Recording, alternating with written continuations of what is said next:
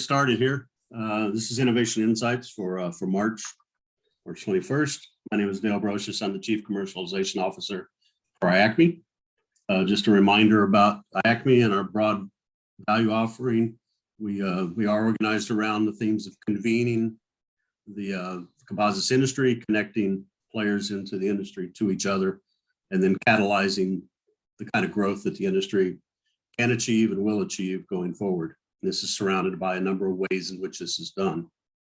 Remind everybody about the upcoming members meeting in Salt Lake this summer at the end of June. So registration will be opening soon at iacmi.org on that. We've got a great lineup coming together, great venue, obviously with great views of the mountains, and we encourage you to attend and then extend your trip with some family vacation while you're there. I also want to mention an upcoming ASCE, American Society of Civil Engineers webinar featuring composites. And our second speaker today, Dave Hartman, will talk about composites and infrastructure from the Owens Corning perspective. This is an educational webinar that will occur on April 4th. It's from 11:30 to 1 p.m. Eastern time. And it's not free, but by using the IACMI 20 code, you can get the ASCE member rate of $99. So that's a great opportunity to follow along here. We expect this to attract a lot of folks in the civil engineering community that aren't fully, understanding of what composites can do. So we're hoping this will open a lot of doors. So this is a big breakthrough to be working with something like the ASCE on this. Just a reminder that we are recording this particular session of Innovation Insights, and all previous episodes are available on the IACMI website. So if you go to iacmi.org, go under Events and Innovation Insights, you can find all the previous versions of Innovation Insights, now going back almost a year at this point.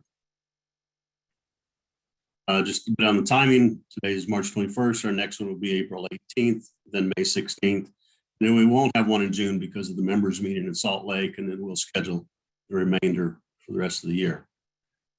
So for today, we've got three great presenters, Steve Bassetti from Michelman, Dave Hartman, Owens Corning, and Eduardo Barocio from Purdue University, all with very exciting talks. So we're going to jump right into it, and I'm going to pass it off to Steve Bassetti. Steve is a global marketing director for Michelman, and if you don't know much about Michelman, he'll tell you, but they're experts in making string stick to glue that doesn't normally work out. So with that, I'll stop sharing, and Steve, I'll let you take over from here. Also, if you have any questions, please put them in the chat or the Q&A box, and we'll get to as many of those as we can. If we can't get to them, I'll ask each speaker to respond to them in the chat or Q&A box while other speakers are talking. So please don't hesitate to ask. Steve? Yeah, thanks, Dale. Appreciate that. I'm going to try and share my screen, and I'll ask maybe Dale if you could just confirm that you can see it at least. Looks perfect. Let's go. Okay, great, guys. Well, good morning, good afternoon, good evening to who is ever on the call. Again, my name is Steve Bassetti, Global Marketing Director here at Michelman. Today's agenda will be pretty straightforward. I'll spend 1 minute on Michelman, talk a little bit about our business unit here called Fibers and Composites, spend a little bit of time on the interface and what that means. We'll talk about fiber sizing and all the things that it has to do over its lifetime on fiber. Talk a little bit about some of the product offerings that Michelman has, some of our services, and then a few case studies to kind of round it out. So Michelman's a value-based and purpose-driven company. It's family-owned and has been. It's been around a little over 70 years, based here in Cincinnati, Ohio. We do have a global presence around the world, and we've been serving the fiber industry now probably 30 to 40 years with our products. What do we call fiber and composites here at Michelman? Really, we serve the intersection between polymers, process, and fibers and fillers. So most people on the phone understand what a composite is. At the end of the day, how does that composite work in its intended application?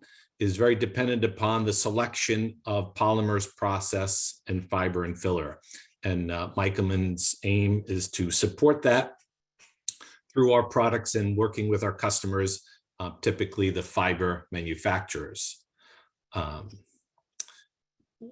We serve quite a variety of industries and fibers, glass fiber being far and away the largest and most mature, but we do get involved with carbon, recycled carbon, and potentially recycled glass fiber, basalt fiber, natural fibers, and even synthetic fibers.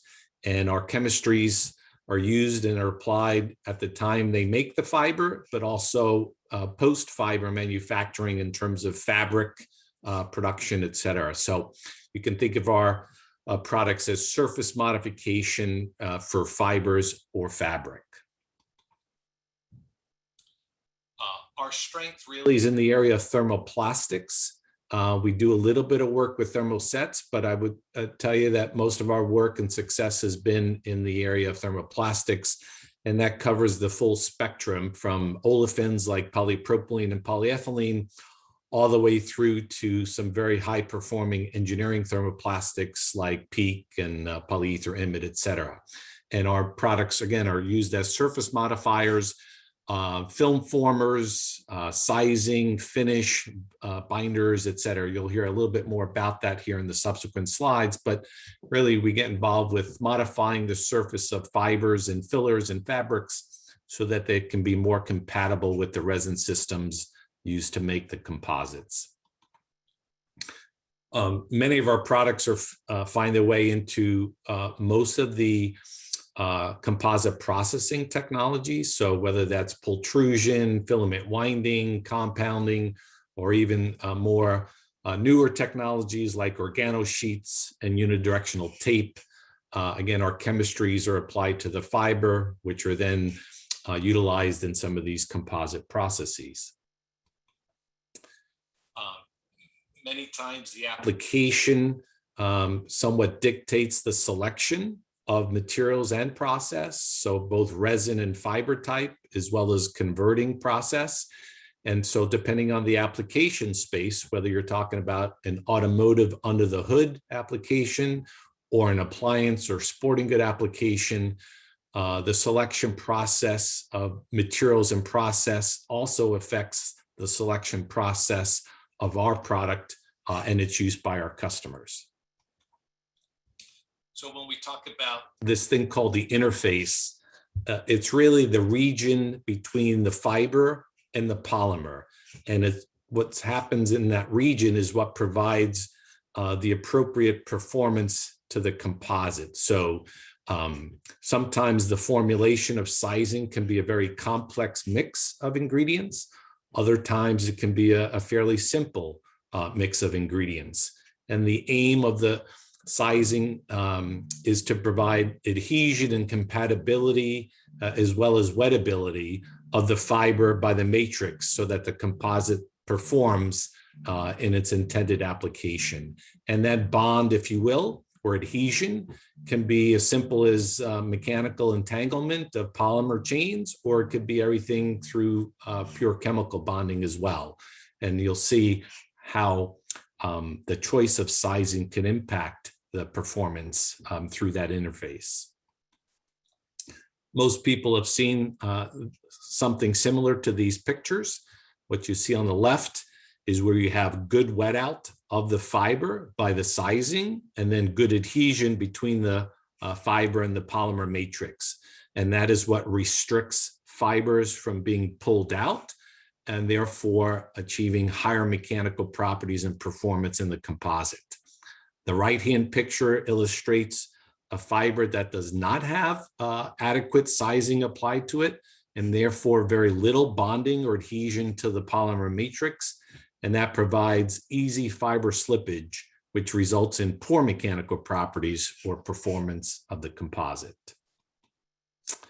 And so when we talk about sizing, it really is what it does is performs multiple tasks over the lifetime of the fiber.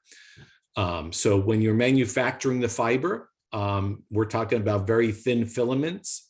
These filaments can be made at very high speeds, and you have quite a number of contact points and tension being placed on those fibers as they're being made. And so the sizing helps protect the fiber from premature breakage or fuzz, and therefore allows the fiber manufacturer to achieve efficiencies in their process by not creating excessive downtime or other problems that might be associated with fiber breakage or fuzz. Then certainly from a processability standpoint, both at the manufacturer as well as the converting processor, whether it's unwinding a roving or dispersing a chopped fiber bundle, lots of things happen because the sizing allows that fiber to be put into the form and to be processed into the composite. And so again, things like chopping, drying, winding, the ability to create an appropriate bundle in terms of chopped fiber, the sizing has quite a bit to do with how that happens. Ultimately, the fiber gets converted into the composite. And so properties of the composite can be affected by the sizing, and whether that's spreadability and dispersion from a processability perspective, or even things like thermal stability, hydrolytic stability, chemical resistance, color, et cetera. The sizing plays a pretty big active role in how the fiber is made, the format it's made into, and how it's consumed into the composite process, and ultimately the composite itself. So typically when we work with our customers or through a consortium of industry partners, there's lots of information that we all need in order to make an effective selection process. So understanding the resin system, the polymer matrix that's going to be used for the composite, it's important for us to know, as well as that consortium of industrial partners. Understanding the form of the fiber, is it going to be a chopped fiber or is it going to be a continuous roving of sorts?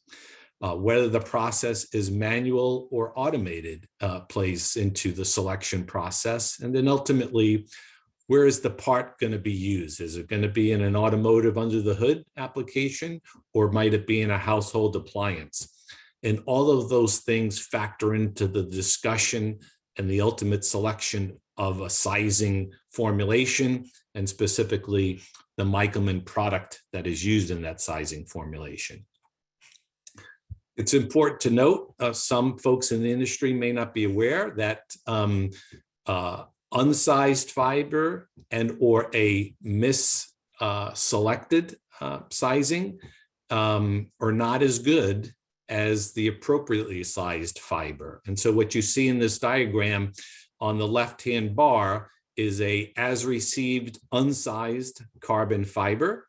What you see in the middle bar is a polypropylene sized fiber, or sized for polypropylene, if you will. And on the right-hand side is a sizing intended for polyamide or nylon. And what you can clearly see, if you're trying to make a polypropylene composite, choosing the right sizing, which is the middle bar, is much better than using a unsized fiber or a misselected incompatible sizing. So the sizing does play a pretty big role in achieving the best performance possible. And it's that matching of compatibility between the sizing chemistry and the polymer matrix that you're intending to make the composite with. That's what makes all the difference in the world sometimes. Michelman offers a variety of products that's used in this industry. They can be used as part of a sizing formulation. In the case of fiberglass, arguably they're called film formers, but we also make lubricants that aid in processability. And then when you talk about fiber or fabric, our materials can be used as binders, adhesion promoters between fabrics and perhaps other materials. They're essentially polymeric dispersions at the end of the day that are used as surface modifiers. We have 4 brands that we typically use and sell in this industry. One is Hydrosize. That's our sort of parent and generic brand, if you will, that covers a host of offerings. We created a hydrocyzed carbon brand a few years ago, and we're beginning to see some traction with that. We have Hydrolube, which is a lubricant or process aid that is used. And then we have the Unite family, which is used more in the textile industry, again, as a binder, adhesion promoter, or process aid and things of that nature. We serve quite a bit of application space with our products. So you see along the top, the different thermoplastic polymer systems, and the right-hand most column being select thermosets. And then down the rows, you see the fibers and the forms of those fibers. We have quite a significant business in the glass fiber industry, as you might imagine, both in chopped fiber as well as rovings. We are certainly supporting the growth of carbon fiber, both in terms of chopped and rovings. And then we are beginning to see activity in recycled carbon fiber and some of the other high aramid fiber or ultra high molecular weight polyethylene. Some new things on the plate that we're working on. We're looking at a value enhanced product for chopped fiberglass for polypropylene. That's going to allow us to compete more economically with our customers to serve that market. We are looking at a next generation product, which is optimized for the growing and emerging continuous fiber formats for polypropylene. So think again, unidirectional tape, organo sheets, or even long fiber thermoplastic polypropylene. We have a project underway to improve sizing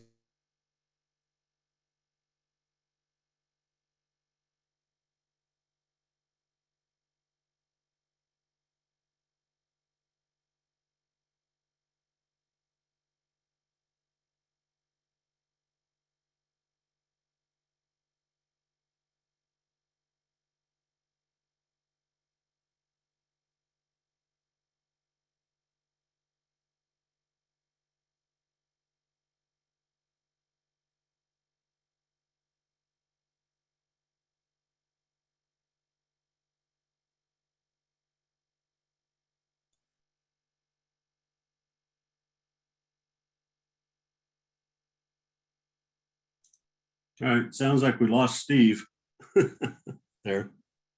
And so we will, Steve, you're back. Oh, you're muted, and you're muted. Yep, sorry about that. I will try and do, I'll wrap up here in a matter of minutes, Dale. Okay, thank you. Somehow we lost you. Okay. Yeah, let me see if I can do this appropriately here. Hopefully you guys can see it again. Yep. Here we go. Great. So we have a collaboration center that we've built up over the last few years that allows us to work with our customers in the value chain, everything from a small sizing line where we can apply our product to compounding and injection molding to a variety of testing and analytics that we can perform. So we bring those services to life when we have collaborations with our customers and our partners. And then just some case study examples. I'll run through these pretty quickly. Obviously, we get involved with fiberglass, chopped fiber for compounded polypropylene. That's a pretty big piece of our business. We have a full breadth of portfolio of products that serve that market. This is a project that we worked on with Vortega on using a recovered or recycled carbon fiber in a pressure vessel. I think folks from IACMI have seen this before. We get involved again in some textile applications. This is a case where our product is used as a binder for concrete reinforcement. So I'll be interested to hear Eduardo's presentation and Dan's. And then we get involved with high temperature resins, specific in this case to chopped carbon fiber. So a variety of applications, as you might imagine, with a variety of products. So hopefully those on the phone, both our direct customers as well as those down the value chain, we'd love working with consortiums and solving problems for our customers, and look forward to any questions you have now or perhaps down the road. Thanks, Steve. Good recovery from that slight glitch. Yeah. But, such is the nature of what we've all dealt with these last couple of years. So, hey, I got a question. What would you call the most difficult resin to develop a sizing for? I mean, other than say PTFE. Yeah. So, so we get involved with some of the polymeric fibers like ultra high molecular weight polyethylene, right? And not a lot of materials stick to ultra high molecular weight polyethylene. So we do get involved in that market from a ballistic and other applications. And then from the resin side of things, the high temperature engineering thermoplastic materials, those are challenges because of you've got to first withstand the process conditions before you can even worry about any of the other typical interface kind of things. So the high temp or high performing ETPs are quite challenging. Yeah, and when you say high temperature, we have a question from the audience about that. Is what do you define as high temperature?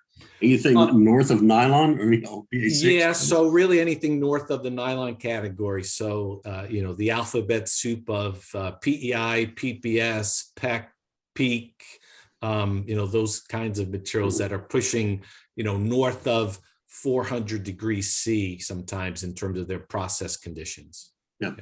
Okay. All right, good. So anybody else has any questions, put them in the chat and Steve will answer them as we go on through this. Thanks again, Steve. Great. Thanks, guys. Appreciate it. Appreciate that. Okay. Well, I'm going to introduce Dave Hartman. Dave Hartman is a senior principal scientist and the chair of the senior technology leadership group at Owens Corning.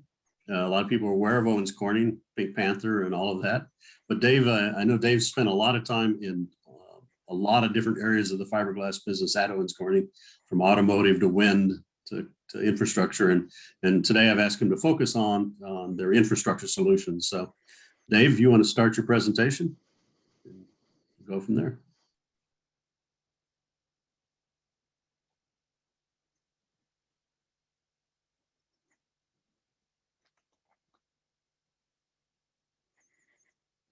Looks good. Great. Thank you, Dale. Thanks for joining us on IACMI's Innovation Insights. I'd like to present, first of all, a company overview of Owens Corning, and then go into Owens Corning material innovation for infrastructure.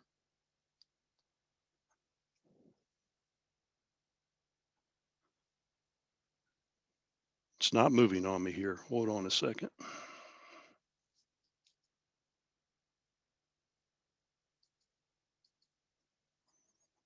Looks like I'm already froze up, Dale. Yeah, you can not won't move with by pushing the arrow keys on your keyboard or anything? Nope. Or click? 1 second here.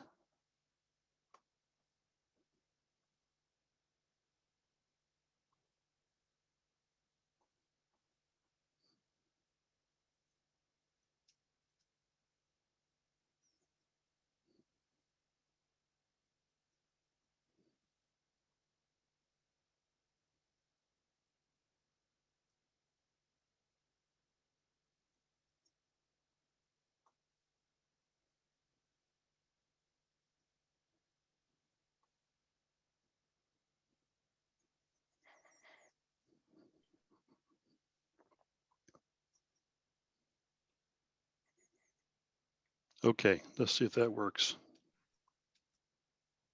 Nope, still nothing. Still not moving. There it is. There you go. Very slow. Okay. Okay, thanks. So our mission is to build a sustainable future through material innovation. Our people and products make the world a better place is our purpose. And our values are global in scope. And the Owens Corning in each of the areas served, whether it's asphalt shingles, whether it's insulation, or whether it's composites, we are a trusted manufacturer. We are supporting our customers, including with energy conservation. And for example, with 100% renewable energy, we have used, for example, wind power for our loose fill insulation, and that reduces the carbon footprint 55%. We are receiving significant recognition for sustainability. And this is across the board in several areas, environmental, social, in our governance and leadership. And reducing our environmental footprint is key. We've seen this in the 2020 energy savings. We initiated 31 energy saving projects. We shrank our energy use by 43,000 megawatt hours, and we eliminated 15,000 metric tons of greenhouse gas emissions. So roofing is more than just a roof. Not only do we offer style and color, protect the home, but we are also expanding off the roof for growth in geosynthetics and in building envelopes or structures that will support using renewable energy as well. In the insulation area, we're making insulation smarter through science. We not only leverage our global platform, but we're delivering quality in glass fiber insulation, extruded polystyrene foam, mineral fiber, and cellular glass insulation products and systems. And we're innovating solutions that are safe, sustainable, durable, efficient, and affordable to address thermal, air, fire, and moisture performance. In composites, we're enabling a world of possibilities. A leading global producer of fiberglass, we're redefining the performance to help customers win in all our market segments. And we're an innovator in glass fiber since 1938. One example is in the wind area. Our glass fiber products are in 50% of the installed blades. The Owens Corning Composites business is global in nature. Our people, 6,600 strong in 27 plants across 15 countries, including 5 R&D centers, support growth. We can see that our nonwoven operations, our fabric operations, and other glass reinforcement operations are across all continents. We make the continuous single-end roving, a multi-end roving. Continuous strand goes into our knitted or woven fabrics. We also offer a chop strand mat and the continuous filament mat. And our chop strand product, wet use, is used in nonwoven veils for a number of opportunities. And now we'll be talking about fiberglass rebar. Our focus on growth is in 4 key markets: building, construction, renewable energy, and infrastructure. We have market-leading platforms with our glass reinforcements and glass nonwovens, for example. And as we look to grow, we follow the secular trends of increased premium on living spaces, changing construction practices, the demand for sustainable solutions, and currently investment in infrastructure to create additional opportunity for growth. Now, when we look at the hard infrastructure that is needed to move economic activity, there currently is legislation which covers more than hard infrastructure, but I'd like to focus just on the hard infrastructure. For example, the roadway structures needed to move people and goods using automobiles and trucks, or other transportation structures needed to move people and goods using other forms of transport. The power and telecom structures needed to move and distribute electricity and information. And the water and waste structure needed to move and distribute water and remove and recycle waste. Also in the area of conservation or resilient structures, we are working to grow in coastal area structures, and the seawall is an example here. And with this hard infrastructure, you note that the annual spend is continuing to grow, especially we see power and telecom, and I'd like to focus on the roadways and bridges. Pavement, for example, as a subsegment makes up 70%, bridges 20%, and then there's the other 10%. In this area, I would like to talk specifically on the material innovation for infrastructure. Sustainable materials and manufacturing innovation are core to Owens Corning in the markets served with building and composite materials. So specifically for this group today, IACMI collaboration in concrete reinforcement for substitution with more sustainable material solutions needs to have that strong leadership and connection in the construction and infrastructure ecosystem.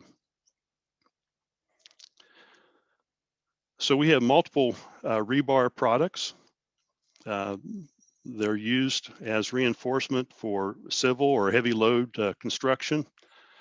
The material requirements in ASTM D7957 for fiberglass rebar lend it to be durable. It's economic with multiple suppliers for concrete reinforcement solutions versus the corrosion resistant steel reinforcements. We have branded Mateen bar, fiberglass rebar, which is used in bridge decks and seawalls, for example. And then the Owens Corning fiberglass dowels, which are used for joints in pavement, the roadway. We also, in the residential and light commercial segment, are looking at fiberglass rebar for flat work, crack mitigation for slab on ground and agricultural pads, driveways, and various industrial uses. And this is an economic solution versus black steel in these slab on ground applications. And it's branded Pink Bar fiberglass rebar. Our Mateen bar fiberglass rebar is manufactured in a new Concord, North Carolina facility using Owens Corning Type 30 single end roving. And this fiberglass originates from the in Amarillo, Texas. You'll note that the team here that's been instrumental in setting up both for the manufacturing process and the testing, qualification, shipping, handling have supported our growth in the rebar opportunities where there are key benefits for extended service life that would be improved from improved durability. This is where we desire no corrosion from steel in in seawater or in freeze thaw areas where the steel can cause spalling or concrete degradation. Lightweight, where we can see up to 50% reduction of labor hours, improve working conditions, the safety across the lifetime, and ease of installation for the labor. Another key benefit are the economics, where we can enable consistent raw material prices versus steel, lower first install costs versus the corrosion resistant steel, and no need for expensive overlays or admixtures in the concrete. Also, there are unique properties for special applications from the ISO and electromagnetic neutral. How to design, specify, and build for all kinds of structures or for transportation structures. We use the ACI 440 and the ASTM D795717 material specification for solid round glass fiber reinforced polymer bars for concrete reinforcement. The ASHTO is used for transportation structures. And then also each of the state DOTs, like the Ohio DOT, have their specifications for GFRP rebar materials and constructability design guidelines or serviceability design guidelines. So the fiberglass rebar is typically made in pultrusion with closed die. There are open die processes. ASTM D7957 details the material specifications. But in the process that are used to make the rebar, there are several form factors. So this process is modified depending on the manufacturer. But the basics are you have the type 30 single end roving, for example, from Owens Corning, would be fed in through material guides and compacted such that it's consolidated with the resin, and with the resin impregnated, the consolidation gives a dimension of the rebar and the glass content in the rebar that would follow the ASTM D7957 spec. Closed die gives excellent tolerances on the rebar dimension to meet the material specification. And then you can see in the process, you continuously are pulling and cutting off the material and prepping it for handling and shipping. The importance of this process is it ties together for the specification, the glass content, the resin type and cure, the form factor itself, and all these are important in meeting the D7957 requirements. It's important as we work with the state DOT contractors, for example, that we also are able to verify and give traceability of the bar properties. We supply a certificate of analysis, and this is done for the lot-to-lot certification from the Concord facility, for example. And also ASTM D7957 directs how the each of the rebars are to be printed, tagged, so that the contractor has it on site and is able to have that traceability. I mentioned earlier the design specifications. Both the AASHTO LRFD BDGS2 and the ACI 440 design factors are being improved as we develop the assurance of the rebar performance. You can see that AASHTO, I'm showing a comparison here between 2009 and 2018, and soon we'll have a BDGS3, and we're looking for that as the ACI is being codified. The blue arrows indicate where we'll see improvements, for example, in the resistant factor for concrete failure. We'll see further improvements in the CE, or the environmental reduction, from 0.70 to 0.85. In the creep rupture reduction, we'll see an improvement from 0.2 to 0.3. In the concrete bond reduction, we'll see an improvement as well. And if you note in the testing of the beam, we're looking in that flexural beam for the rebar bond reduction and the crack width as it's being tested, and that supports these design factors. I think it's very important to mention that we're replacing an elastic and ductile steel member with a linear elastic material, and as we show improvements in the design specifications, we design for that, so there's no issue from a ductility standpoint. And as we make these improvements, whether it's in the ACI or the harmonization with the AASHTO, we're showing improvements that move us from about 16% of the usable strength up closer to 30% of the usable strength. And so all that conservatism is built in with these design factors. And this has been used in service for a number of years.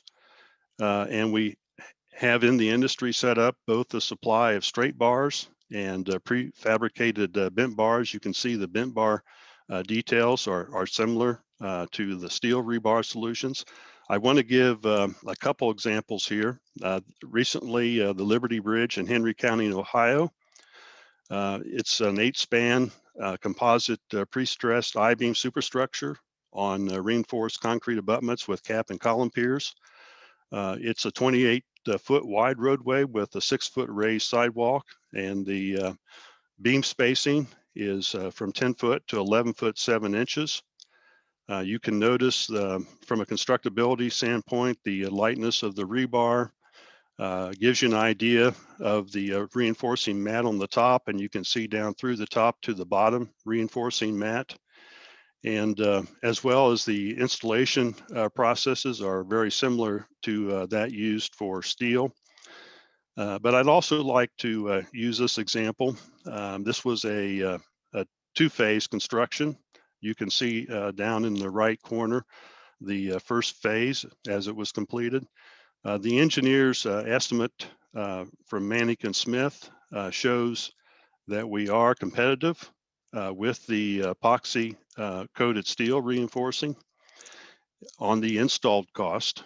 And another example I'd like to use is the Anthony Wayne Trail Bridge in Toledo, Ohio. This was done back 2019, 2020.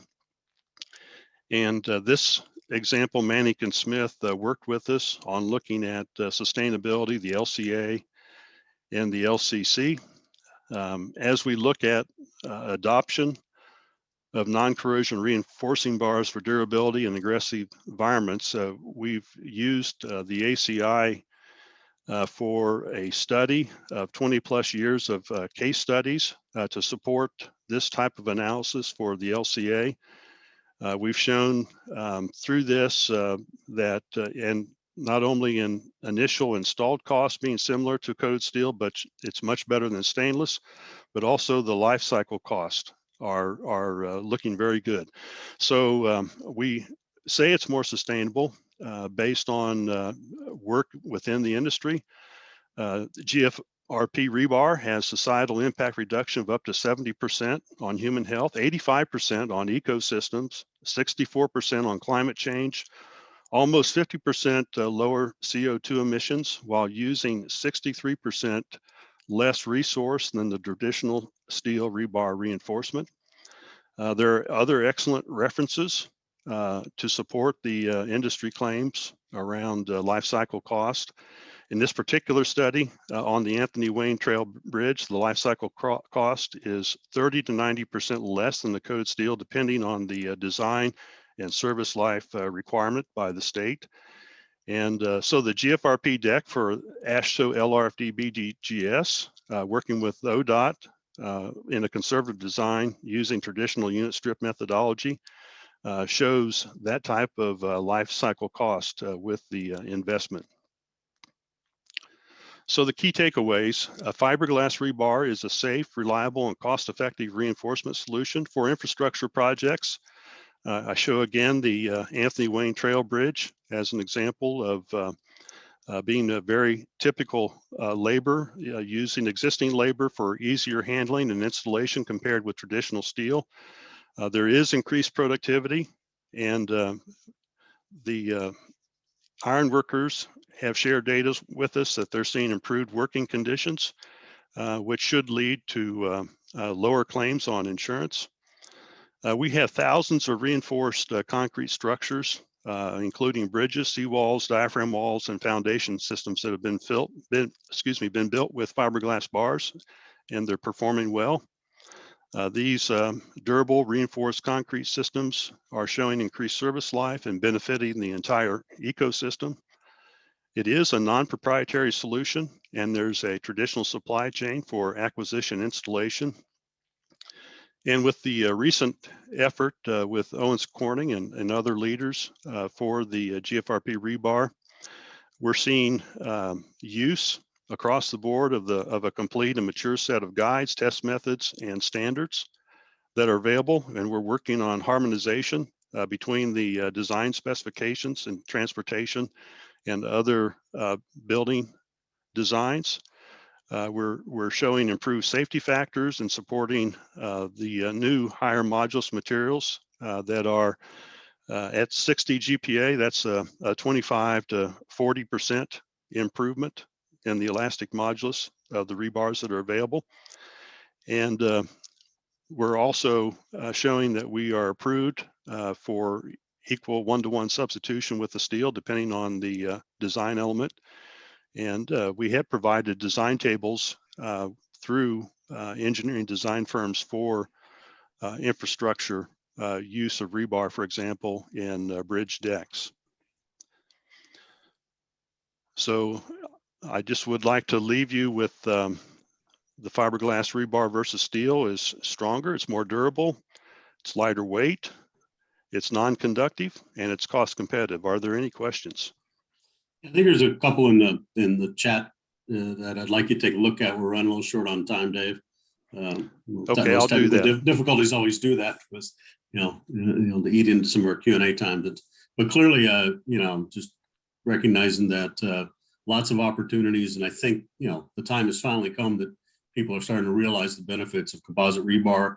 And concrete's not always our enemy. It's the steel that's in the concrete that's our enemy.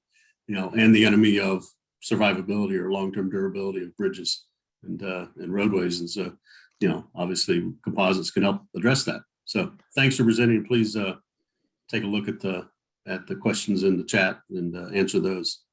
I will. Okay. Thank you, Dale. All right. Thanks, Dave.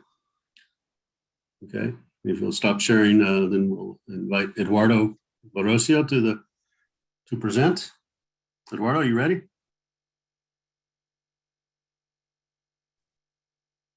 Okay. Yes. Eduardo is the Assistant Director of Additive Manufacturing at Purdue University's Composites Manufacturing Simulation Center. I think some of the stuff you may be aware that they've established a new large-scale additive manufacturing research laboratory there to complement the work that's been done and has been presented at previous IACMI members meetings on the simulation process for additive manufacturing. So I think it's a great complement to the capabilities of Purdue, and looking forward to your presentation. So, thank you, Dale. Over to you. Thanks, everyone.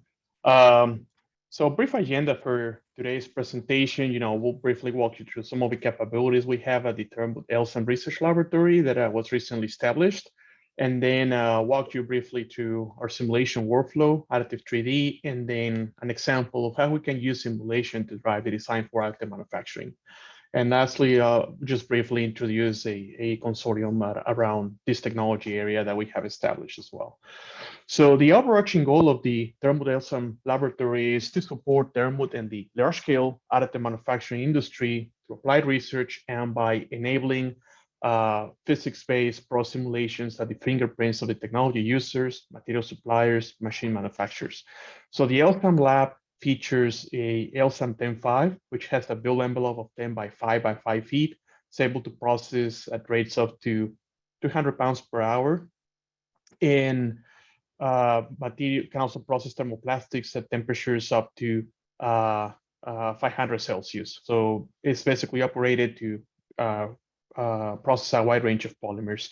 We also have the complementary LSAT 5-axis router for finishing the printed components. It has a similar build envelope than the LSAM system. And on the far right-hand side, we also have the Camry system, which is a platform we developed at Purdue and we've been using extensively for R&D purposes. So all these capabilities, coupled with the extensive characterization equipment and the state-of-the-art simulation tools that we have developed, basically provide a unique ecosystem. So there are a lot of opportunities to engage, or if you're considering jumping into this technology area, don't hesitate to reach out. There's a lot of opportunities to interact and gain access to some of these capabilities. So now transition a little bit into the simulation workflow. I will be relatively brief on the simulation workflow. What we basically do is we create a digital twin of the manufacturing process, in which we first simulate the printing process by basically activating elements in a finite element mesh and solve all the different complex phenomena that occur simultaneously during the printing process, such as the temperature, the evolution of crystallinity in semicrystalline polymer, prestigious stresses that build up upon crystallization, solidification, material shrinkage, and at the same time, considering the effects of anisotropy of the printed materials. Or we can take as manufacturer shape and then investigate its performance characteristics. In the case of a printed tool, since this technology is widely used for in tooling applications. If we're looking at a compression molding tool, for example, we're concerned about the creep deformation that the tool might undergo after multiple cycles. So we can investigate that virtually and be able to anticipate the effect of material choice, design print orientation, slicing strategy on the performance of that creep. And also, for example, shape change. The material is highly anisotropic, and also depending on how the material is laid down in each layer, it's also the overall deformation. We can anticipate for that and basically close the loop with the geometry, so we can compensate, the geometry, modify a slicing strategy to overcome some of those potential challenges. So this is again with the goal of increasing the confidence on this technology area, so by enabling these the fingerprints of the technology users. So just a high-level overview what's underneath Additive 3D. There are two key inputs. One is the system card, the other one is the material card, that are obviously contain machine-specific and material-specific information. Then the process simulation, we perform a transient thermomechanical analysis where we solve for temperature, crystallinity, layer-to-layer adhesion, stresses, deformation, and then pass that information into a performance. Clearly, performance can be viewed from the different perspectives. Depending on the application, it could be the structural performance, can be the in-service deformation of a tool when it's in the autoclave, or when it's or the creep performance when it's in a compression molding application, just to name a few. So just to kind of walk you through a demo of how we can use simulation to drive design for additive. So we're looking at this particular autoclave tool shape. Basically has overall dimensions of about 1 meter in length by 3/4 of a meter in width and about 1/2 meter in height. Was printed with a material system that was actually characterized under one of the IACMI programs, Tecmer Electrofill carbon fiber PESU, which is basically 25% carbon fiber reinforced PESU. This geometry is printed with 3 beads, as you can see here, and they zoom out of the section of the tool. So it can be, we can come up with at least two different print strategies for this. We can go from the outside to the inside, and also from the inside to the outside, and that could have a strong impact on the outcome of the print.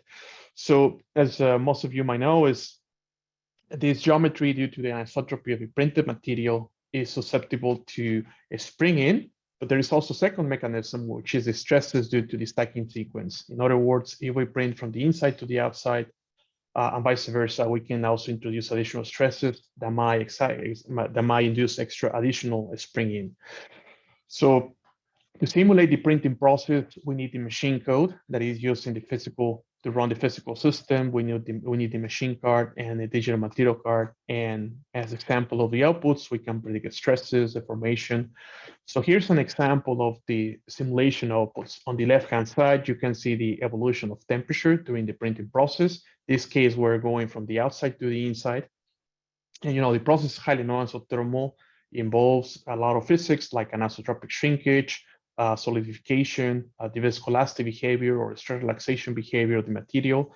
Then at the middle, we can look at the stresses. And there is, I encourage you to look at specifically at the curve region of the geometry, where we basically have a distribution of stresses developing across the thickness of the part. So we have dominantly compressive stresses in the outer surface, and those cause, as the part is released from the substrate, cause a springing deformation. So the springing deformation this part develops after it's removed from the substrate, basically causes the part to move in around 70 millimeters on each side.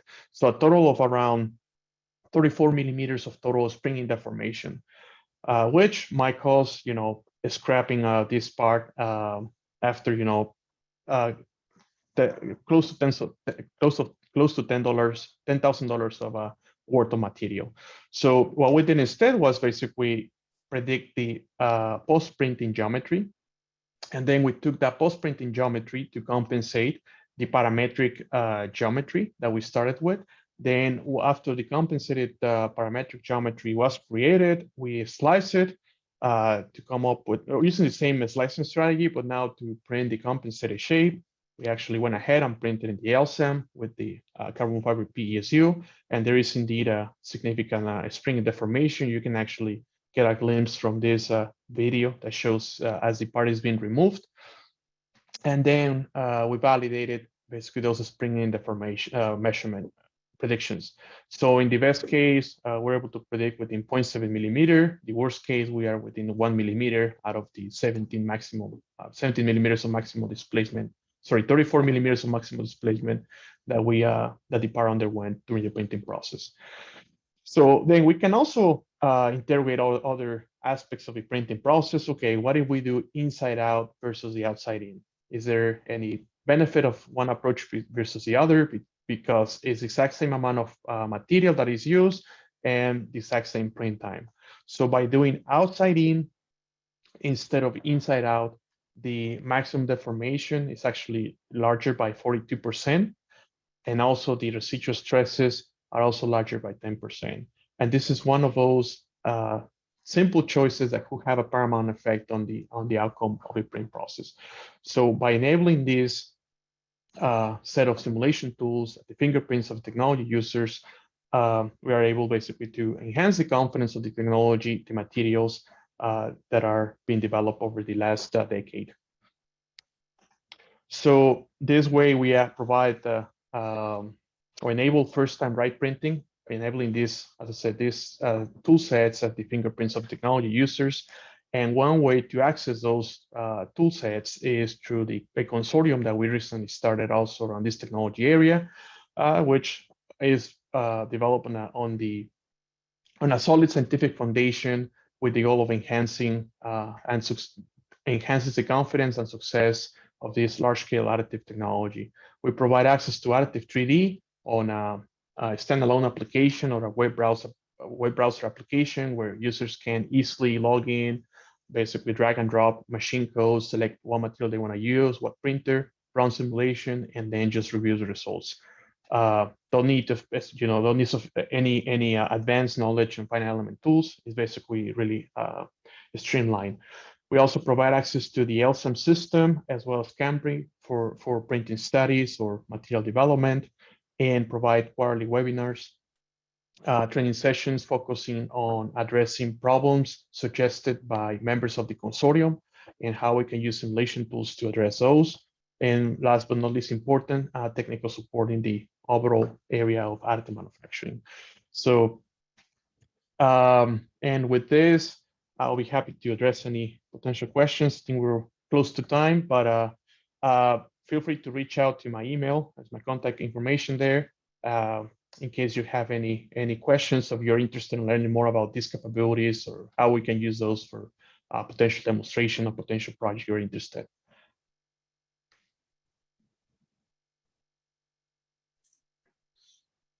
Thanks, Eduardo, and nice job keeping us on time there.